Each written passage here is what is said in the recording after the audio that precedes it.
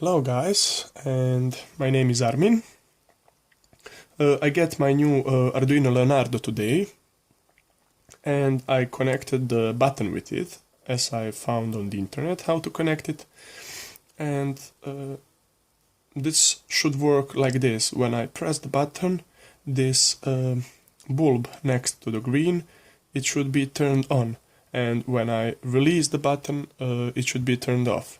But look what's happened. I connected, but when I touch the breadboard, it's turned on. When I released the touch, it is turned off. Touch the breadboard, turned on, release, turned off. Look, I can even tap it. So, I don't know where is the problem. Maybe it is in the Arduino, but I don't think it is.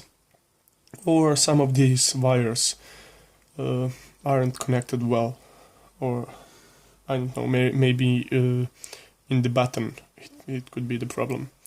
But for now I can use my breadboard for the touch input.